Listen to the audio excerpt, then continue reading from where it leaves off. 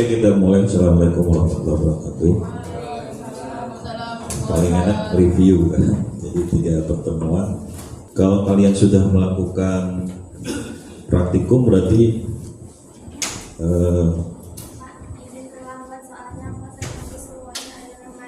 iya apa? Itu kendala orang kos gitu ya. Jadi airnya mati. Berarti nggak mandi dong. Gak apa-apa. Kalian kalau jujur orang gak ada air mandi pakai apa? Mandi di tetangga. Oh pakai galon. Luar biasa. Iya.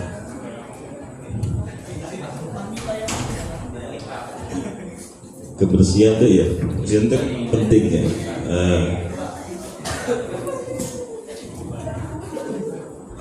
Kalian gimana hidup di daerah yang kekurangan air? Jadi namanya kita hidup di serba kekurangan tuh dibutuhkan tadi selain toleransi kan, harus ada toleransi. Kadang-kadang kita nggak tahu kehidupan orang. Ada yang pagi-pagi udah kerja dulu kan, atau harus masuk kuliah jam 8, jam 9 gitu kan, selesai bantu-bantu. Kemudian dia harus pergi ketemu orang gitu. Nah, kadang-kadang kita dibutuhkan toleransi kan. Tadi kembali tadi ya, kalau sudah melakukan praktikum apalagi di bidang meteorologi berarti pengertian pengukuran sampai kepada membandingkan ya. Kalian sudah praktikum mikrometer, jangka sorong, tutsit, kemudian nanti komparator Van-Becker ya. Kalau saya lebih mudahnya panjang itu saya bagi 2. Bikin konsep tuh enak. Jadi yang di bawah 5 meter sama yang di atas 5 meter gitu. Konstruksinya tuh di bawah 5 meter nggak beda jauh. Semua konstruksinya kalau di bawah 5 meter itu mudah untuk disejajarkan ya. Kalau kita bayangkan ke pengukuran langsung dulu, mudah untuk diatur supaya perubahan per skala antar masing-masing yang dibandingkan itu agak lebih mudah. Tinggal kalau ada beberapa alat butuh penjepit, butuh titik nol yang ditentukan, butuh sampah kalau di meter kayunya kan, supaya nolnya itu standar. Seandainya nggak ada sampahnya kan, depannya meter ukur pasti akan berbeda-beda tuh pengukurannya. Nah itu tadi pentingnya konstruksi ya. Dari salah satu contoh itu, semakin pendek, semakin panjang, semakin agak rumit tuh. Apalagi 20 meter gitu. Konstruksinya agak beda. Ketika dia 20 meter, konsep penguaian juga kalau misalkan 20 meter pasti dia akan dipotong-potong. Komparator 20 meter itu 5 meter ada lagi 5 meter ada lagi 5 meter. Nah, jadi pengukuran yang tadi kita hanya pengukuran dengan sebuah alat, sekarang pengukuran dibandingkan dengan alat yang lebih standar sehingga kita bisa mengetahui tingkat akurasi dari masing-masing alat yang dibandingkan. Jadi pengertian untuk mendapatkan informasi dengan cara membandingkan yang diukur ya, satuan yang diukur, malah sekarang sudah membandingkan dengan alat ukur itu. Jadi konsep 2 hal itu terkait sebab musabab. Kalau kita ada 2 referensi, kenapa dia referensinya seperti ini? Dibutuhkan ketertelusuran ketika dibandingkan. Kita coba review dari minggu pertama itu kan semua teknik pengukuran ya, setelah UTS itu adalah masuk kepada alat ukur dan pemakaian. Maksudnya di sini bagaimana teknik pengukuran untuk dimensi, apalagi massa, kan? Dimensi panjang, massa, volume. Itu kita melihatnya adalah sudah dibuat konsep 2 buah pengukuran langsung dan tidak langsung ya. Pengukuran langsung dan tidak langsung. Setelah kalian memahami konsep langsung dan tidak langsung, di pertemuan kedua pengukuran tak langsung di pertemuan ketiga kita selain kita harus apa target, selain sudah memahami konsep tadi pengolahan langsung dan tak langsung, ke pengolahannya gitu kan. Sebuah pengukuran kalau kita cuma bisa pakai ketika dia diolah datanya pakai konsep apa gitu kan. Di awal sudah diberikan beberapa konsep tentang ketidakpastian ya. Awal mula pengukuran itu konsepnya apa? Setiap pengukuran pasti punya kesalahan bawahnya gitu kan. Sehingga perlu ditentukan dua tipe kesalahan, yang sistematik dan random. Ada lagi gross error yang sifatnya itu di luar yang kesalahan manusia gitu ya, ada di luar yang sistem dan random, sistematik dan random. Dibuatlah konsep itu, pengukuran itu ada kesalahan, sehingga kesalahannya kita perlu konsep. Ternyata ada dua kesalahan yang penting kita pahami, sistematik dan random. Sistematik itu juga ada yang pasti, ada juga yang tidak pasti. Pengukuran secara sistem itu ada yang pasti ya, berubah. Konsepnya adalah koreksi dan error, gitu kan. Di sini sistematik, sebuah alat tuh secara sistemik aja enak kan. Alat tuh kan kemampuannya semakin umurnya bertambah berkurang. Logika alam aja. Kalau di kita namanya sunatullahnya gitu. Sehingga itu sistematik ya. Nggak ada yang semakin umurnya tua makin alatnya makin bagus. Paling sama. Biar dirawat antara alat A dengan B, dua-duanya dirawat dengan secara teratur gitu kan. Lebih bagus ya nggak mungkin, pasti dia mempertahankan kemampuannya paling sama. Apalagi kalau di hubungan kalibrasi, verifikasi. Verifikasi nggak bisa dengan kalibrasi kalau secara bahasa kan. Sama ini juga. Kalau alat itu pasti akan berkurang. Kalaupun nggak berkurang sama, kemampuannya sama. Karena apa? Sama. Yang ada ya dua alat yang berbeda. Misalkan mikrometer A dan mikrometer B. Yang ini dipakai udah 20 tahun, sama baru kan, cuman dia kemampuannya ada. Atau gini, lama baru jarang dipakai, dua-duanya nggak pernah dipakai kan. Dua-duanya lama gitu ya, ini ya berarti kemampuannya sama.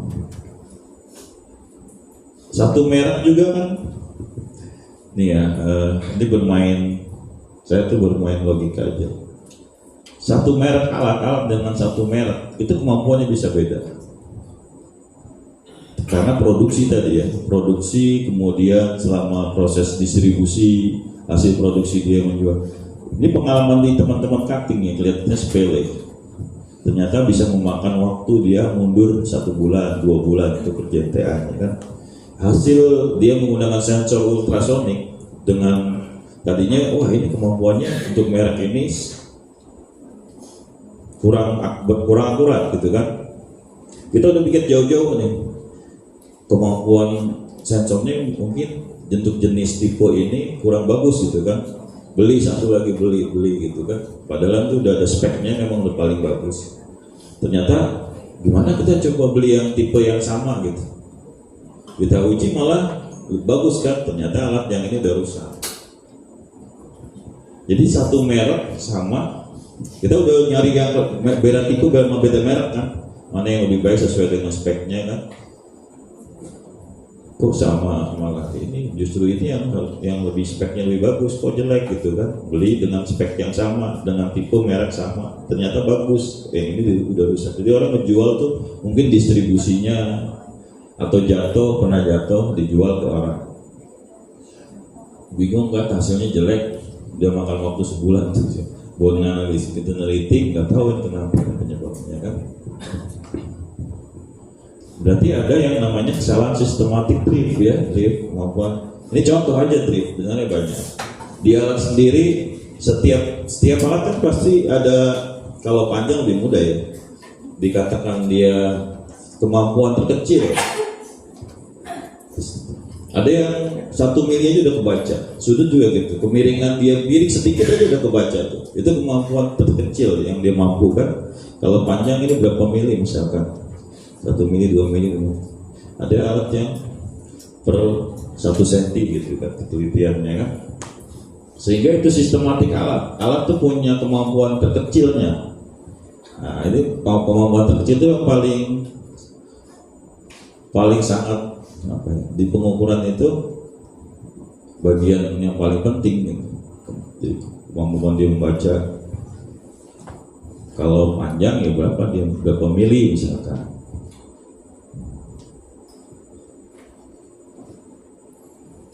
Cutting kalian tuh mengukur sudut tuh miring sedikit dia nggak kebaca. Ada alat yang miring sedikit dia nggak kebaca. Kemudian dia mampunya adalah ketika miringnya udah terlalu miring baru mampu membaca. Berarti ada 2 tipe alat yang paling bagus ya yang miring sedikit sudah bisa terdeteksi kan. Lalu kalau sudut sepakat nggak? Pak saya nggak setuju itu kesalahan sistemik orang alatnya udah kita mister yang kita biasa pakai itu 1 mili kan. Ya emang dia buatnya 1 mili tapi bahannya kan plastik, makanya nggak bisa jadi standar pakai mister baja. Mister baja sendiri punya kemampuan pakai yang komparator Van Becker terus gitu kan, sehingga kita memilih itu ya sesuai dengan level untuk penggunaan juga. Sama masa juga gitu, M3, M2 ketika udah di pasar ya kita kalibrasinya dengan yang selevel lebih tinggi 1 tingkat. Setuju lah, pokoknya setuju aja lah. Nggak gitu juga saya lebih senang bukannya dia masuk ke random gitu kan. Ya logikanya gitu, kalau setiap alat dia punya, kalian bikin sendiri aja pasti kan. Saya harus menentukan nih panjangnya ke sini, saya bikin sendiri lah garis nggak 1 mili kan. Setiap kenaikan 1 senti dia berubah gitu. Tapi kalau panjang enak tinggal dibagi gitu. Kalau suhu misalkan pakai termokopel kan, dia harus mempelajari jenis bahan.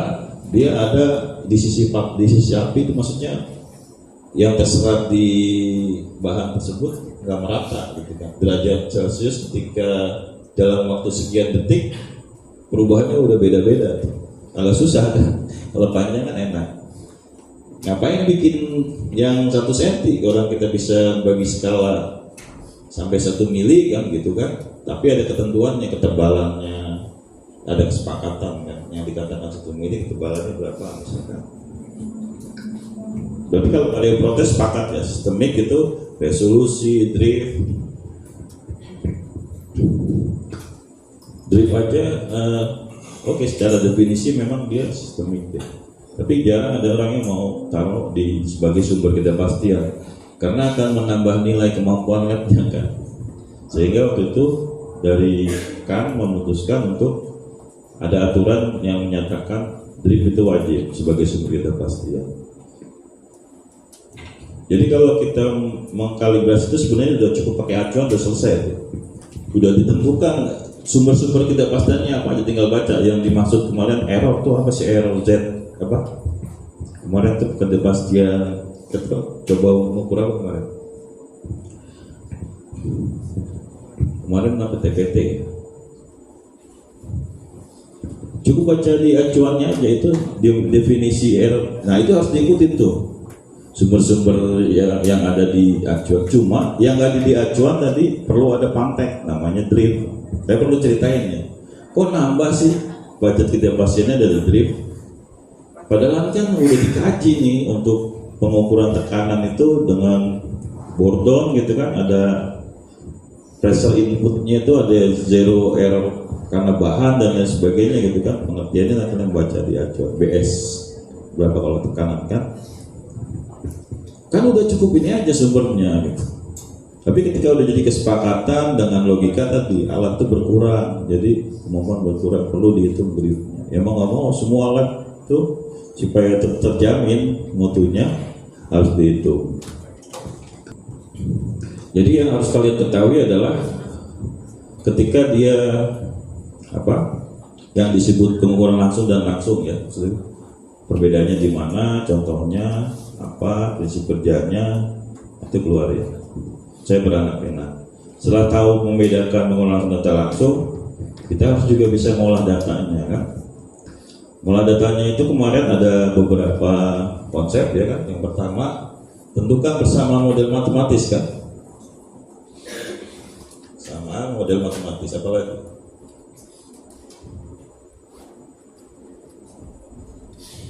Bagus tulisannya.